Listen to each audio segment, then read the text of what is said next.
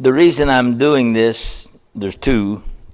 One is I need to highlight it so you'll know, because if you've paid any attention lately, I'm teaching on the great men of the New Testament church. We started off with Paul, then we've gone to Simon Peter, and last week, as we were discussing the scriptures, we were talking about those who were defendants of the truth. But tonight, I want to talk and ask the question, are you an Andrew? Now, a lot of people have not paid attention to or heard of in an aspect that we'll discuss, the Apostle Andrew. But if you turn to the Bibles in John, the first chapter, we're going to start with verse 35. But Andrew is a name which means manly. He's a man's man. And he was the first disciple of Jesus Christ. A lot of people don't pay him much claim for that. But when he found Christ, it's because he was looking. When he found Christ by first of hearing of John the Baptizer. And when he heard of John the Baptizer, he quit his fishing job, didn't take his brother with him, but took somebody else, and we don't have any idea who that was. It's never recorded. I don't know of anybody that wrote about it that tells us. But Andrew took his brother, took whoever this was, or they took him, and we're not real sure, but from the aspects of Andrew, I think I can safely claim that Andrew was the one that did the taking.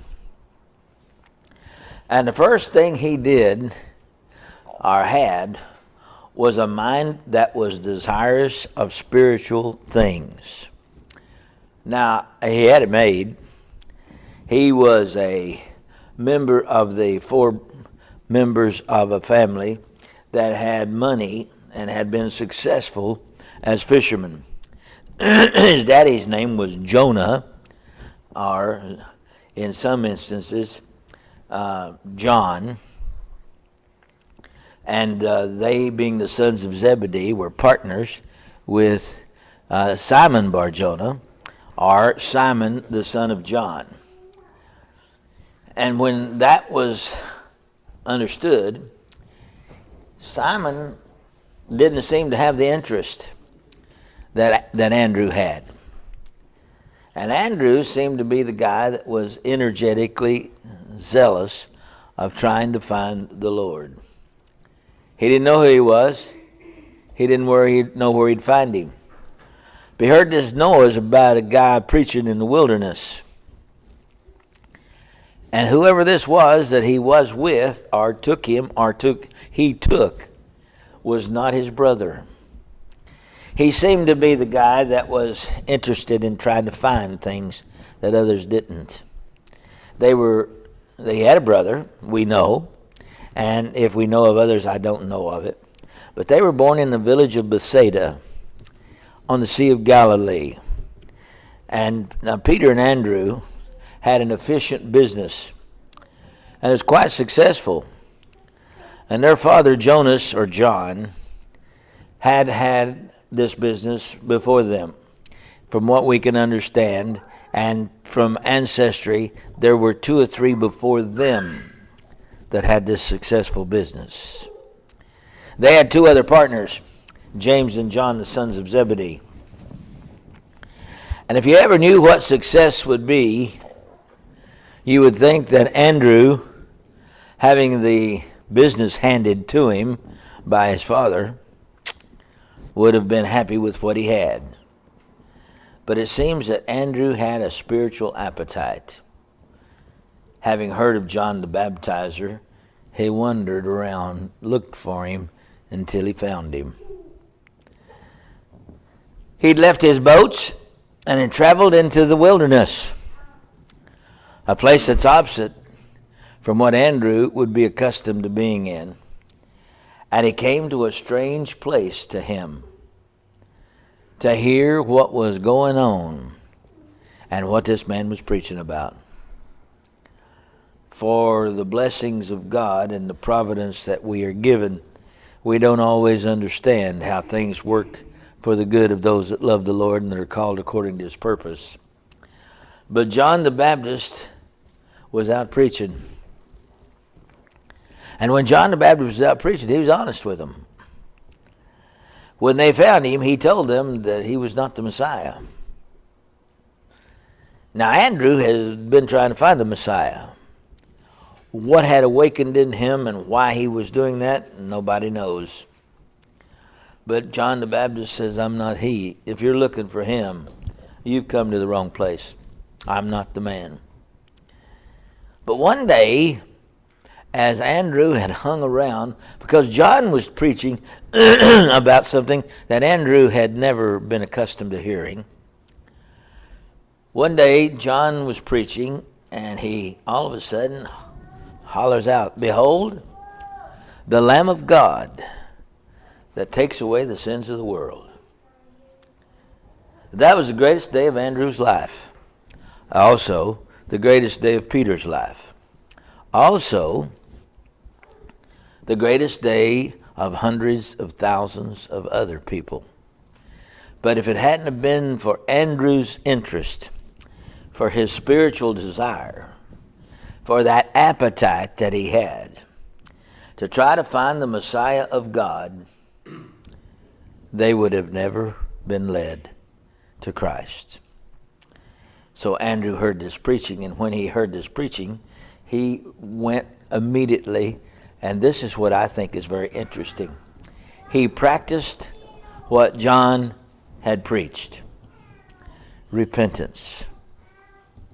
You see, John had preached, and if you want to turn over to the 29th verse of John 1. The next day John seeth Jesus coming unto him, and said, Behold, the Lamb of God, which taketh away the sins of the world. This is he of whom I said, After me cometh a man which is preferred before me, for he was before me. And I knew him not, but that he should be made manifest to Israel.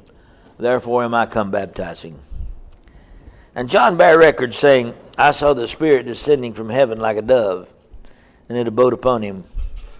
And I knew him not, but he that sent me to baptize with water, the same said unto me, Upon whom thou shalt see the Spirit descending, and remaining on him, the same is he which baptizeth with the Holy Ghost. And I saw and bear record that this is the Son of God. Now this is the testimony of John the Baptist. When Andrew heard this, he said, Well, I'm satisfied with my denomination. I think John the Baptist is doing a good job. He's a good man. I mean, look at him. He doesn't even have Sunday go to meeting clothes. Dressed a little weird, but man, is he a powerful speaker. And I like what he's got to... No, you know what Andrew immediately did? He did what John preached. He repented. The next day, verse 35, John stood and two of his disciples, and looking upon Jesus as he walked, he saith, Behold the Lamb of God. Now this is the second time Andrew's heard this. And the two disciples heard him speak. Now the reason I stopped, there's a lot of times that don't hear, or people don't listen to, or they don't take in the message. But Andrew heard him speak. And what he spoke, having followed John, they immediately left the preaching of John, never to return. Again, I don't know who this other fellow was. I compliment him for running with a good crowd, but I still don't know who he was. But verse 37 says, And they followed Jesus. And Jesus turned and saw them following him, and said, What seek ye? They said unto him, Rabbi, which is to say, being interpreted, Master, or teacher, or instructor. Where dwellest thou? In other words, we want to look you up tomorrow. We want to know where we'll be able to find you. And Jesus said unto him, Come and see. they came and saw whence he dwelt, and abode with him there that day. For it was about 4 o'clock in the afternoon, or the 10th hour. And one of the two which heard John speak and followed him was Andrew. Don't you wish you know or knew who the other guy was? But you know, that was not necessary, because what we're going to find out is what we need to learn. And the other guy was Andrew, who was Simon Peter's brother. Now, who was Simon Peter? Well, at this juncture, he was not known as Simon Peter. He was just known as Simon. But later, he was called Peter, which is rock, by definition. And why the Lord decided to call him rock, I don't know, unless it was something that he determined that people understood about this man and his attitude. One was called Manly, and the other was called the Rock. And it says here, one of the two which heard John said, he first findeth his own brother Simon, and saith unto him, now whoever this is that's running with him is still with him. We have found the Messiah, which is being interpreted the Christ. And he, now he's singular. You see, Andrew returned. There's nothing ever said about the guy that was with him, because Andrew brought with him his brother Simon and took him to Jesus. And when Jesus beheld him, he said, Thou art Simon, the son of Jonah. Thou shalt be called Cephas, which is by interpretation a stone. The day following, Jesus would go forth into Galilee, and findeth Philip, and saith unto him, Follow me. And it didn't say that Andrew and Peter got mad, because they didn't want anybody in that group but them. And they got mad because Jesus added to the group. Keep that in mind. Philip findeth Nathanael, and saith unto him, We found him, of whom Moses. But now, you see, if Andrew hadn't been persistent and had this spiritual inclination that a lot of times people just don't understand, because they've gotten along real well without the Lord. They don't think anything about not coming on Wednesday night. That's a joke to them. But the person that's trying to learn about God, is trying to do His will, trying to be a person who is a servant of God, they can't help but trying to find out more and more and more about Jesus. Well, the next thing we find out about Andrew is also very interesting. You see, having stayed with John the Baptist, they left him when they heard that the Messiah had actually come. And when Andrew had taken his brother, later on, Jesus was teaching the multitudes. And as he was teaching the multitudes, it turned out to be about 4 or 5 o'clock in the afternoon. And Jesus turned around to his disciples and said, These people are hungry. They're going to have to eat. And of all things, and you might think this is Peter, and I really don't know because it doesn't say. Of all things, they come up to Jesus and they said, well, man, look what time it is. Send them to buy their own groceries so they can eat. Jesus said, they followed me all day long. I'll feed them. While everybody else was arguing with Jesus, as we can understand the context, Andrew found one little boy. And this one little boy had 5 loaves and 2 fishes. And Andrew brings him to Christ. And he says here, I found 5 loaves and 2 fishes. Now you could imagine that if the other disciples were trying to send all these people off to find their own groceries, and they were arguing with Jesus to start with, when Andrew brought this little boy, Peter was probably embarrassed. You got to be an idiot. Well, you see, what Peter didn't understand was Andrew's attitude. He believed that God could do anything. And instead of arguing, he wanted to try the Lord and see. So he found this little boy. And when he found this little boy, he brought that to the Lord. And when the Lord saw these things, he says, spread out all the people. Set them down by 50s. It seemed like all of them obeyed. Either they were embarrassed, or there was something that caused them not to argue with the Lord. Now here the idiot had brought 5 biscuits and 2 fish to feed what we can figure to be about 50,000 people. And they argued with the Lord no more, because they were overwhelmed by what the Lord had decided to do. Because when he got these 5 loaves and 2 fishes, he didn't say it, he just said it in other places.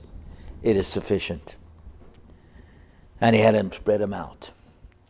And he prayed over the 5 loaves and 2 fishes. When he did that, the food began to multiply. And from someplace and somewhere, and we don't know how, the apostles found some baskets. Now these baskets carried and had a capacity to carry a lot of food. And when they found these baskets, they began to pick up the food that had not fallen yet to the ground. You see, there was a lot of food that's not even accounted for. There was food that had fallen to the ground that having been tainted, the apostles never even attempted to retrieve. But if you'll go to the story where it talks about Jesus feeding with the 5 loaves and the 2 fishes in John 6, if you'll flip over there right quick, you'll find out what I'm telling you is true. He says, Jesus said to them, make the men sit down. Verse 10, are you with me? Now there was much grass in the place, so that the men sat down, in number about 5,000. Now, if the average size of a family then was about 10, and it could have even been larger, you got 50,000 people with 5 loaves and 2 fishes. Jesus took the loaves, and when he had given thanks, he distributed it to the disciples, and the disciples to them that were set down, and likewise of the fishes as much as they could eat. Now, these people were hungry. They didn't have any buffets that day. There wasn't an assortment of food. And how and why they had followed the Lord without making provision, nobody will ever know. Only that it was the God of heaven who was going to provide for them. Therefore, they sat down. In verse 12, and when they were filled, you know, it's a little different in eating just to get by. And eating one time a day. And you know that the kids would probably be crying and they were hungry and they saw the food. And, you know, I often wondered what those biscuits tasted like. I bet that's the best bread you ever had in your mouth. And whatever those fishes were, I don't know. And I'm going to guess, and it is a guess, I bet it was boned. Thus nobody would choke on a fish bone. But when they sat down, the disciples went to go around, verse 13, And they gathered together and filled 12 baskets with the fragments of the 5 barley loaves, which remained over and above unto them that had eaten. You know why these people got to eat? Our boy Andrew. Everybody else was arguing with the Lord. Can't be done, Lord. Won't work here. Andrew, nobody said a word to him. He was one of the 12. He went out and got to looking around. Now, why he come upon this little boy with 5 loaves and 2 fishes, I can't tell you, but the providence of God. And why he didn't look at that and say, well, that kid's going to eat, the rest of us going to go hungry. But he took the initiative, and he had the faith to go up to the little boy. And did he bargain with him? Did he snatch it out of his hand? Did he shoo him off that the kid dropped his food and ran? No. He, like a gentleman, took this and took it to the Lord. Then, one more time, just so you'll know, let's turn to the book of, I believe it's John, the 11th chapter. I just want to show you one more time about our boy Andrew. Jesus was going to raise Lazarus from the dead. A lot of people showed their faith then, but as they were going to raise Lazarus from the dead, some Gentiles came up to inquire of Jesus. And you know who they inquired to? Philip. Now, maybe Philip was the disciple that went with Andrew. I can't tell you. I'm not even trying to tell you.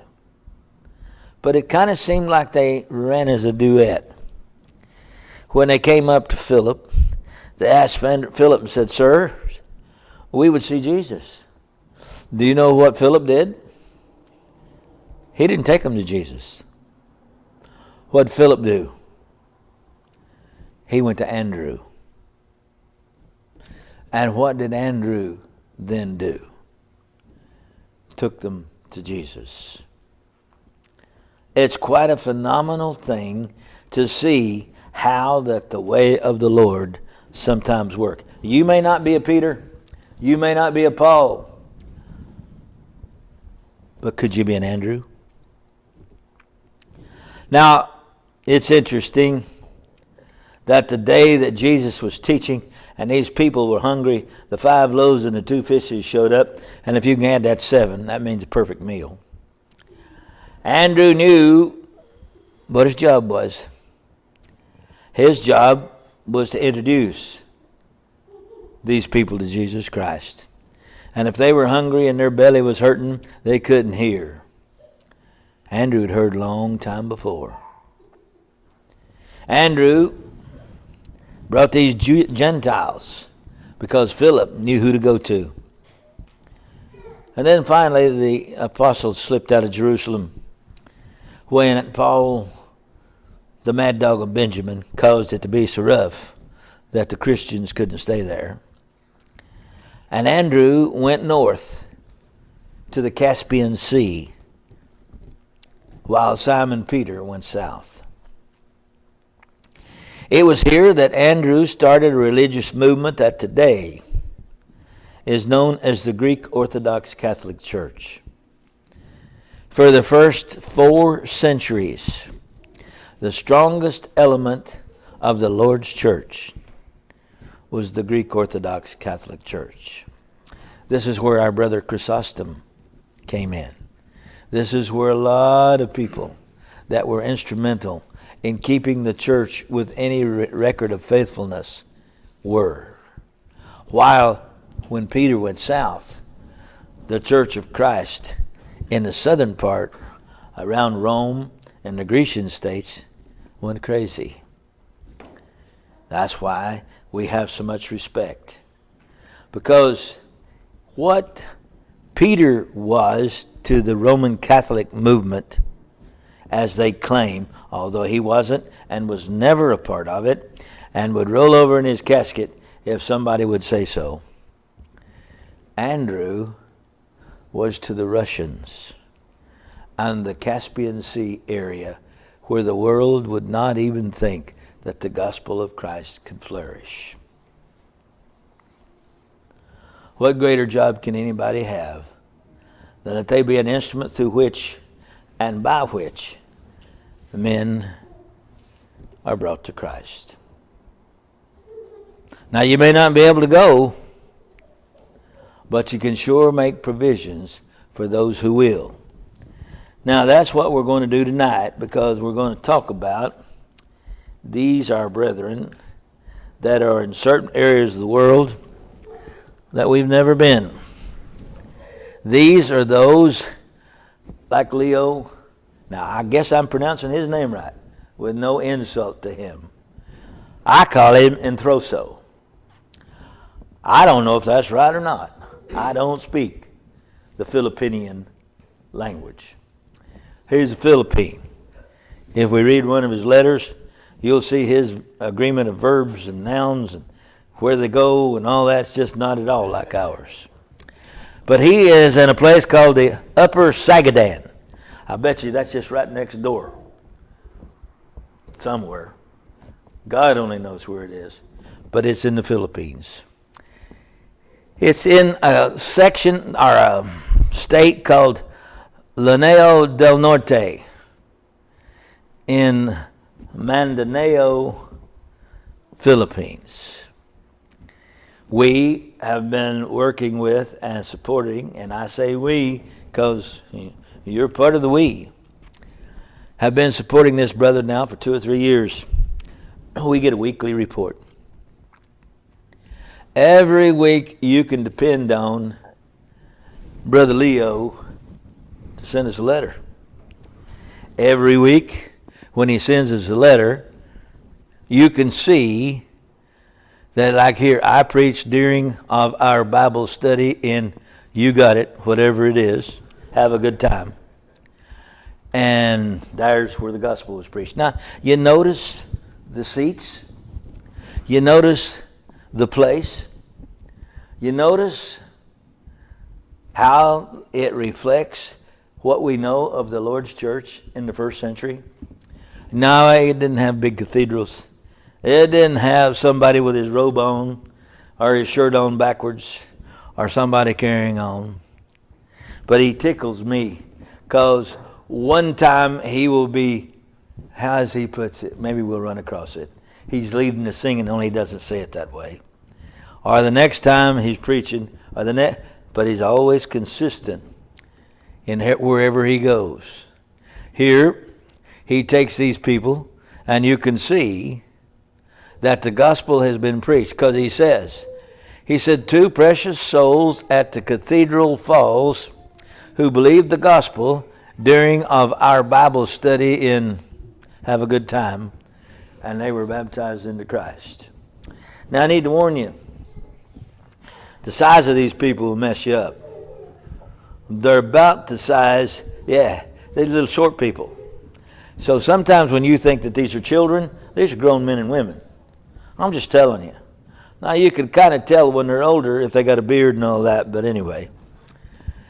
Here, after the immersion of the 2 precious souls who obeyed the gospel, of course, he gets the congregation. Now, sometimes you think maybe our crowd's a little low. How would you like to provide the means of going to preach for this congregation? And Brother Leo preaches for about 6 congregations every Sunday. I'm sorry? Well, he's got a van. And he's very careful to let us know if he needs extra money because he's got extra miles to travel. And so we send him some extra money when we can. Here it says, I preached during of our following Bible study at the house of Sister, again, it's your time, in wherever that was. See how many people are there? You notice, and I hate to say this because I disagree a whole lot of times with the way people dress, when they come here to work for the Lord, because I think they can do so much better. But those are probably good Sunday go-to-meeting clothes. And look at the people sitting around to hear. Then here he goes. He preaches during Sunday service and worship of the Rebbe Church of Christ. Now, he goes to this one quite often. And this is in another state. I don't know how far these distances are, but I'll guarantee you they don't have an I-95. If you can look at the way the buildings look and then look at some of the roads around there, and he's got some old plug of a van. I don't know where he got it, but that's what he rides around in. Now, this is a huge assembly, but look at the structure that they're in. It might have 1, 2, 3, 4, 2 by 4 by 16s, and they frame their own roof, and it looks like a thatched roof above. And it's not exactly what you call architecturally appeasing and safe, but that's where they assemble. Here is a fancier place. This is Brother Raphael Larkson, and he delivered the sermon. And this is at the Tanago Church of Christ. Again, is that Barroy Laneo del Norte, if I'm doing that halfway right. Here, Evangeli. That seems to be Leo's brother, if I get it right, physical brother. And that's the reason this is interesting to me, is that Leo and Evangeli, and then Leo's wife is always around, and she goes with him to preach the gospel. Now here is another one at the Gitran Church of Christ, wherever Zamboanga del Sud, if that's halfway right. But you look, if you'll count, there may be 15 people there. And we get complaining every once in a while when we don't have 150. But just look at them chairs.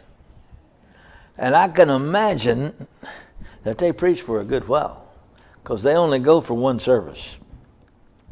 Here, he preached during the Sunday service and at the Rebbe Church of Christ again. And I guess everybody decided to stay home that Sunday, because if you look at the attendance this time as opposed to the last, but he never, and if anything, Leanna can talk to you, because she sees these like I do and reads them. He's never, ever one time acted disappointed over the brethren not faithfully attending. But when he gets all excited, all energized, it's when he gets a denominational preacher in there, and then he has ham and breakfast, because he's going to teach them the truth. Here is another place, and you can see that this is the Log Pond Church of Christ. Who names these places? Who started them? How did they get there? Huh? Yeah. Let's see.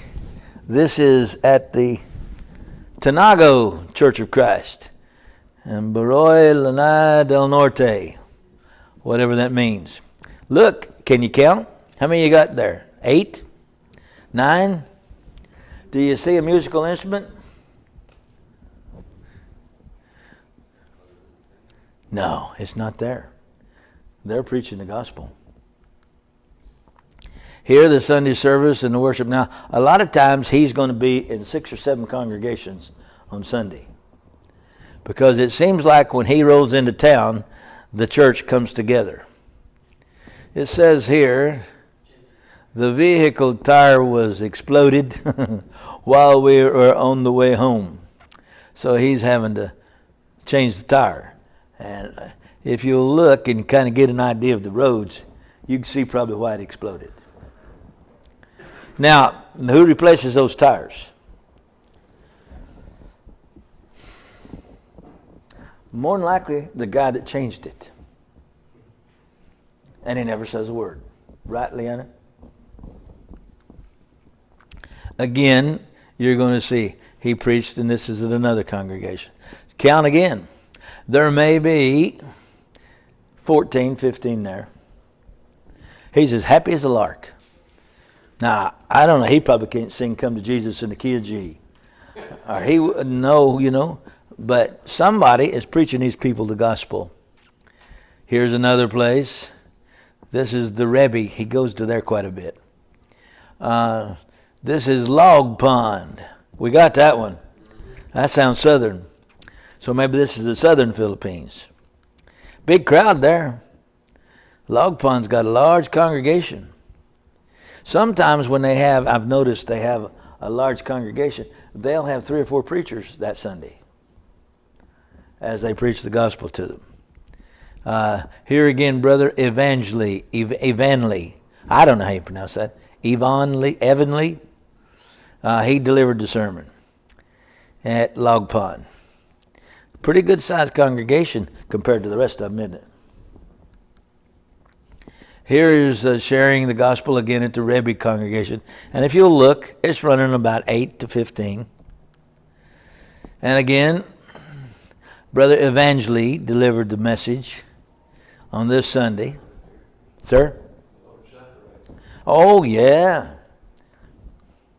Yes, sir. And here they're outside.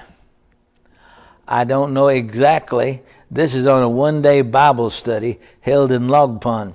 They have people that come and invite them to come to their house to study, and they bring the whole church with them. Of course, there ain't a whole lot to bring, but still. And they go and gather to study. Here he baptized one precious soul who believed the gospel of Christ during our preaching at this place. This is Alfonso, okay, in Enoria. He's a member of the Rebbe Church, if I'm saying that correct. But you'll see what I'm talking about. No, these are not the elders. You don't come in and bow down on one leg and get down in front of them and say, what's my job today, boss? You can see these brethren don't have much to call home.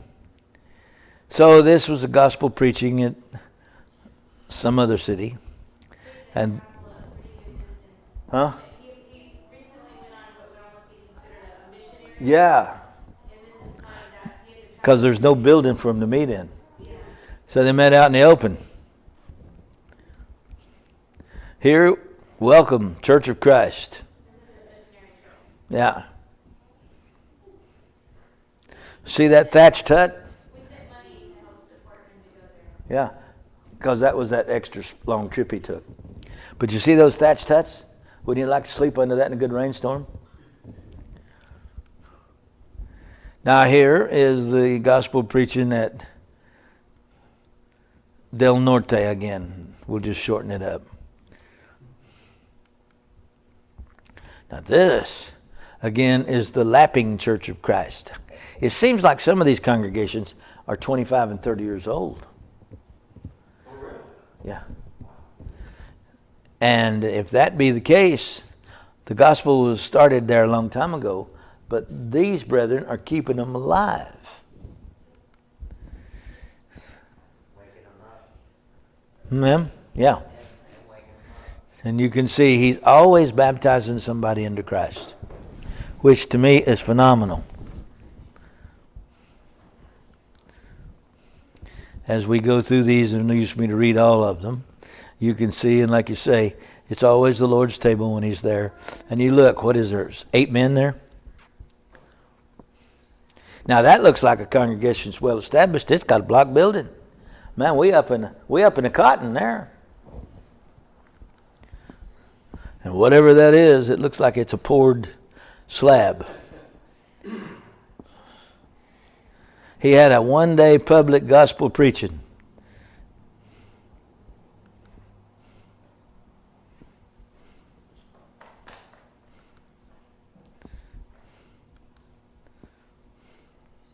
This kind of gives you an idea of who they are and what they're doing. Now, what are we doing to help these people? Well, we sent him a laptop. Honest to God, and I don't know why I thought of this, but I figured the way to get him to help him the most, you can't send them Bibles. I'll tell you why. It's so expensive to ship them, you can't afford it. So what we did is that we got on the internet and we got people like David and stuff together, and we made up about 6 or 8 laptops, as you know. When we sent Brother Intruso his laptop, the week before we sent it, and he didn't even know it was coming, he had sent us a note and said he'd been praying to God that he could get some kind of a laptop or something so he could do a better job preparing his messages. So we just loaded a whole bunch of sermons and a whole bunch of information that we have from our repertoire and sent it. And it's very rare that he doesn't write thanking us and mentioning a sermon that he's preached. Or when Daddy, I sent him a sermon that Daddy preached 30 years ago, and they seem to have liked it better than any that I've ever sent, which is fine. I don't have a problem with that. But it was just something that just stuck with him. So that's what we're talking. And then we send them some money every once in a while to help them buy gas and put on some of them tires they blow out. And I say we, I'm talking about you as well as myself, because we send it as a part of the church here. So you can see this is at the funeral. I don't know who Manny Trebrigo is, but maybe one of these days we'll get to meet him. Because as a brother in Christ, we were helpful in trying to teach them. Now this is Brother Stanley. You've heard me talk about him.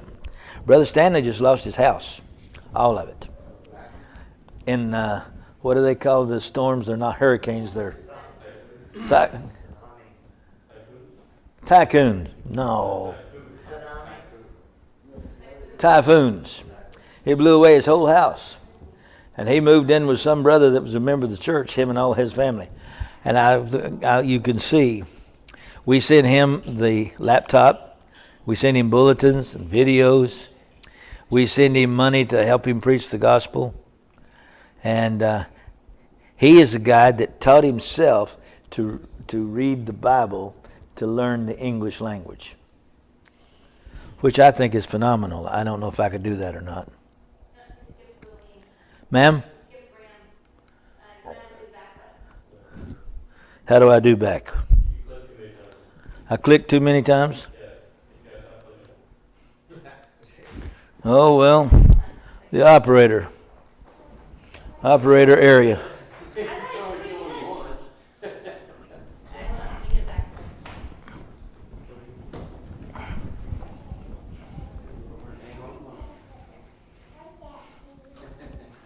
Is that going to warm up to the right place?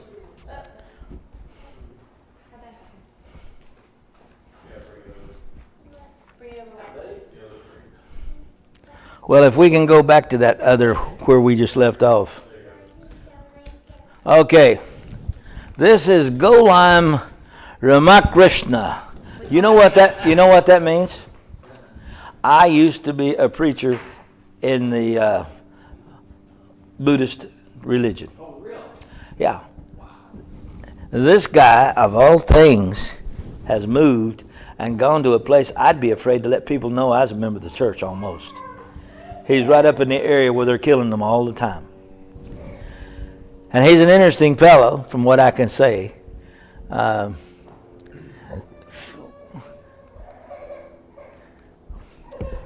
what I was wanting to get to,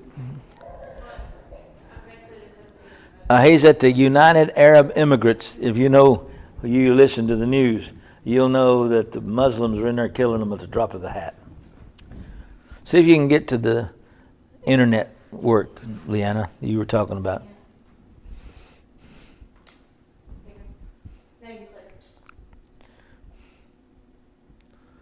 You got it?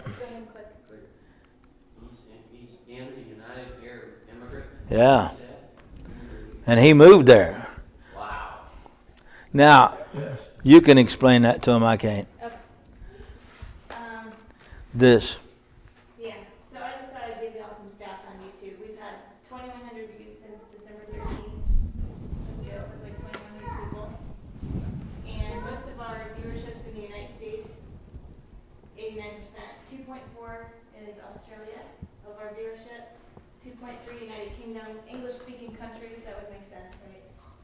and then 1.1 Italy, and then 0.7 Philippines. So, there's a little bit of Leo there. What's the 1.7, is that? Percent Percentage of the audience. of 100% of our audience. Oh. So out of I'm sorry. 100%. Yes, I should have said. Yeah. Yeah. So, Kaylin, get over here.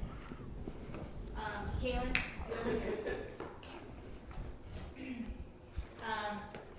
Our viewership on YouTube is older. So, we usually reach people 65 years and older, and they're usually male. So, Did you hear her? She talks fast, can't understand what she says. you can hear what I'm saying? I understanding her. Yeah, I can hear. What'd she say? She said that most of the viewers are men and they're 65 years or older. Good. Now I understand it. You gotta translate it. Hey? Yeah. Hey? So, do you want me to show them the website metrics? Travis, can you come get them? Okay. How are your shoes? Your shoes. Careful with your shoes. Okay. Yourself.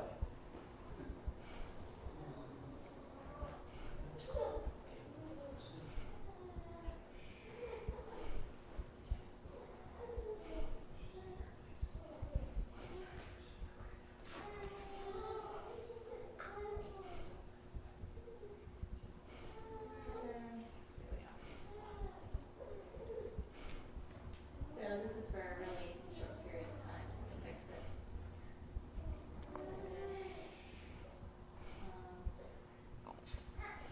December.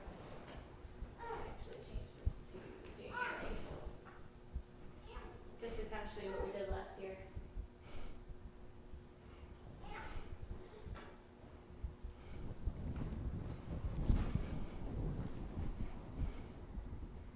So we ended up reaching, again, about 2,400 people. I don't know if you can hear me, so I'm gonna look at the screen. About 2,400 people as far as unique individual sessions. But the good thing is people are digging into a couple pages every time. Cody, go sit down. Every time they go look.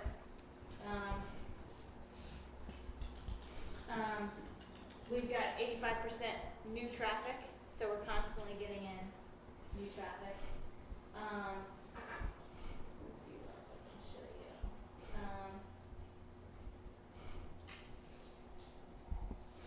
So you can see we get a lot of new viewership versus returning, which is not a bad thing. So we're constantly getting in new people that are coming to the website to check us out. Does it say how long like they stay on the page? Yeah, they're usually staying about over a minute, which doesn't sound very long, but in the internet world, that's like really good. Because usually people only give you about 10, 30 seconds. So they are staying and reading. And then usually it ends up kind of being like a share, where they'll share it to Facebook or download it or something like that.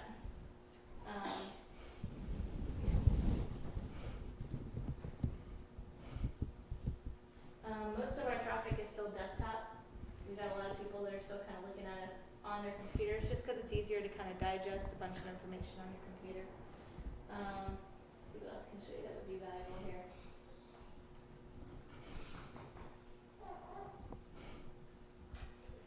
So most of our search traffic is people Googling, right? So 43% of our search traffic is Google. The rest of it actually comes from other people linking to us. They've linked to the website as a resource. The other is actually direct, where they actually know about PSLChurchofChrist.com, so they'll just type it in.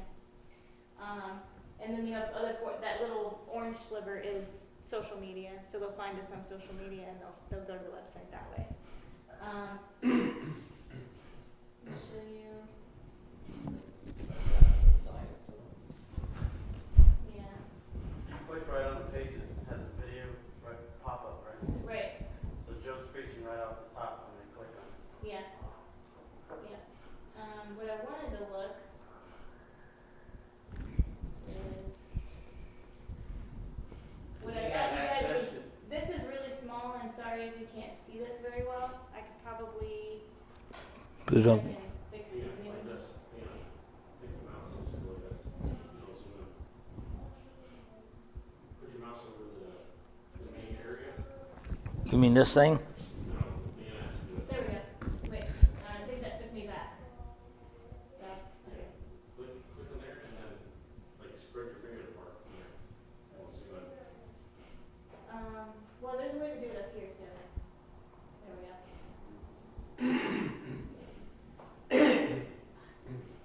Hold on. A little bit lower. Yeah. This is what I'm trying to get to. Right here. Thought you guys would find it very funny. We've gotten #1 page ranking for Russellite. Right? So when you Google Russellite, we're on page 1. So you can see our top incoming pieces of, well, that's because he wrote a 60-part series on Russellites. So